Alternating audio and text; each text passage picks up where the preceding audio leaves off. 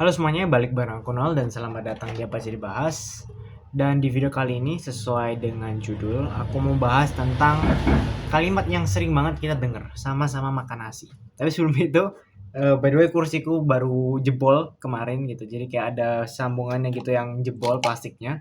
Padahal belum setahun gitu. Tapi ya udah, dan aku masih beliin kerangkanya gitu lah di bawah. Nah, sama-sama makan nasi gitu. Ini salah satu kalimat yang sering kita dengar untuk jadi motivasi gitu kan. Ini bisa kayak ngomong, wah dia tuh bisa kok, kenapa kok aku nggak bisa kayak dia? Atau mungkin kalian dengar kalimat ini dari orang lain kayak, kamu sama dia tuh sama-sama makan nasi kok, masa nggak bisa sih kayak dia?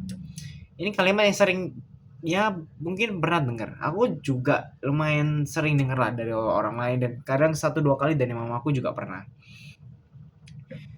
Dan ini kalimat yang juga aku dulu pikir, wah ya bener dong, aku bisa, kenapa kamu juga nggak bisa kayak aku gitu. Itu salah satu hal yang lumayan simpel.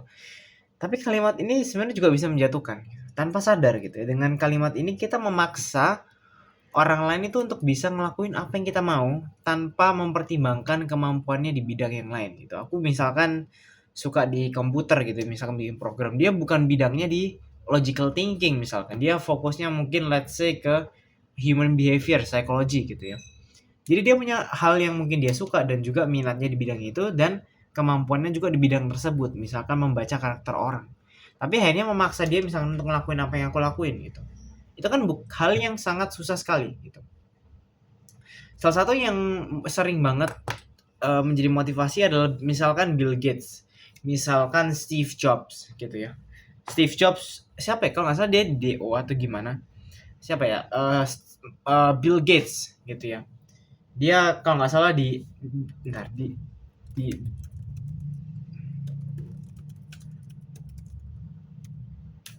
aku lupa, dia pernah, oh dia DO gitu ya. Bill Gates per DO dari Harvard. Terus kalian mikir, wah aku kalau DO berarti aku bisa nih kayak Bill Gates gitu. Tapi kalian lupa Bill Gates tuh sebenarnya tanpa banyak cerita, dia tuh sekolah di namanya Lake Riverside School ya. Lakeside School.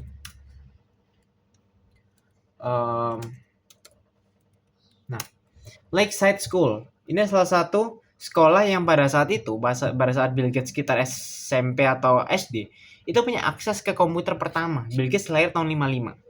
Dia punya akses privilege ke komputer sehingga dia akhirnya punya uh, early access, punya istilahnya early boost ke komputer, ke dunia komputer, sehingga ya akhirnya dia bisa mengembangkan Microsoft seperti sekarang. Ada juga mungkin orang-orang yang kalimat sebenarnya ada gitu cerita dari orang-orang. Aku tidak mendengarkan secara langsung tapi baca di Twitter gitu. Itu banyak banget bahwa ya, wah kalau aku DO bisa lah kayak Bill Gates. Bill Gates DO-nya di Harvard. Lu DO di kampus sih nggak punya nama gitu kan. Tapi ya intinya adalah Bill Gates lah di keluarga yang punya privilege.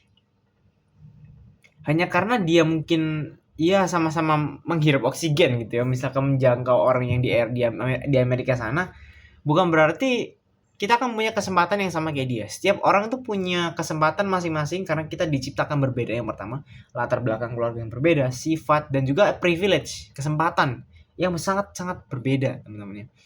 Aku terlahir sebagai seorang Chinese, tidak terlahir di keluarga yang menengah ke atas, tapi yang menengah yang sekarang lagi di bawah, tapi nggak terlalu bawah banget lah gitu ya. Dari 1 sampai 10 mungkin ya 4, 5 mungkin, economically nggak yang jatuh banget, bisa beli ini itu, bisa beli handphone, bisa beli laptop sesuai kebutuhan, bisa bayar kuliah walaupun ada bantuan gitu dari gereja. Tapi ya itu gitu. Dengan perbedaan itu ya, bahkan bukan bahas perbedaan perbedaan aja, orang kembar aja beda gitu. Aku kenal dengan satu pasang orang kembar ya, dua-duanya cowok, terus ada juga yang dua-duanya cewek, ada yang mix juga, satu cowok kembar cowok dan cewek, dan mereka punya karakter yang sangat bertolak belakang. Semua mereka ada yang tidak terlalu bertolak belakang ya, tapi tetap aja mereka punya sifat yang berbeda. Apalagi aku dan kamu gitu.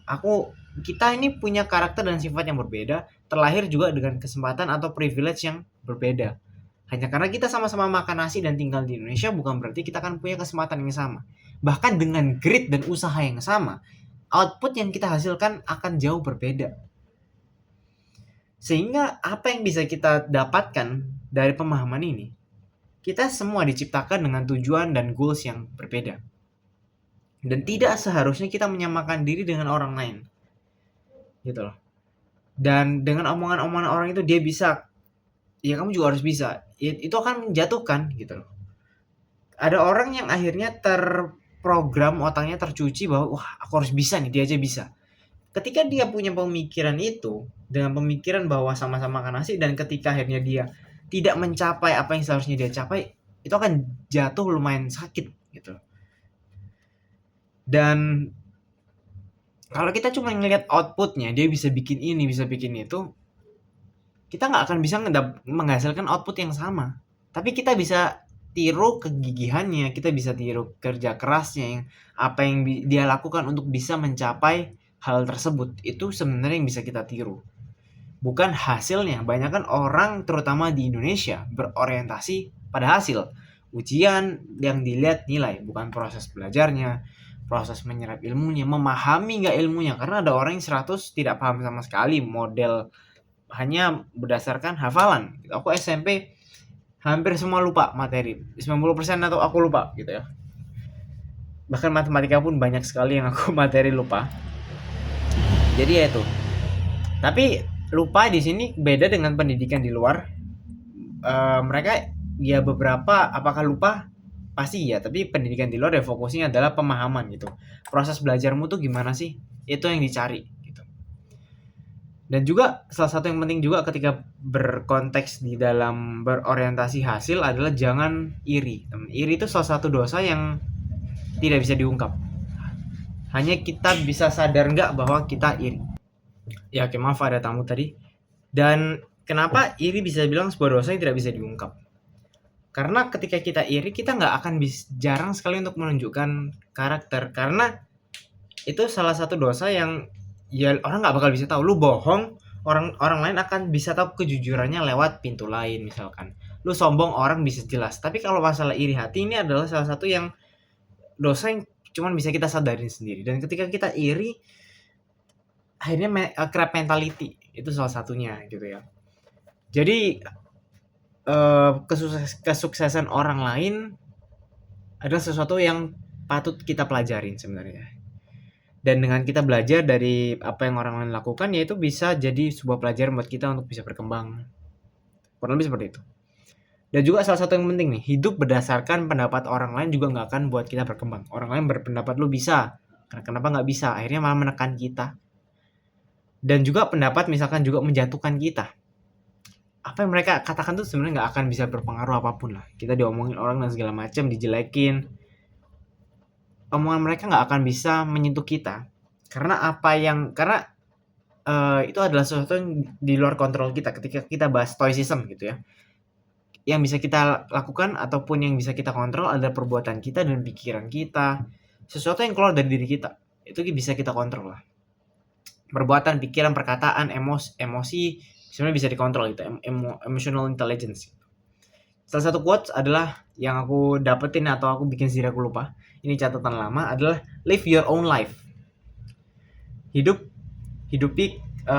your own life ya, kita hidup kita gitu. Tapi tetap salah satu yang aku pegang teguh adalah hidup sesuai keinginan kita, dengan catatan juga ikuti hukum yang berlaku, karena di mana bumi dipijak, di situ langit dijunjung. Dan juga jangan sampai merugikan diri sendiri ataupun orang lain. Dan sekian dari video kali ini, semoga ini bisa membantu teman-teman juga untuk bisa memahami bahwa kita diciptakan berbeda dan punya tujuan yang berbeda di dalam dunia ini. Dan kita punya alasan juga untuk apa kita dilahirkan di dunia ini. And that's what I believe. Dan itu alasan itu yang masih aku pegang teguh. Aku masih mencari alasan untuk apa aku hidup di dunia ini. Jadi, ya sekian.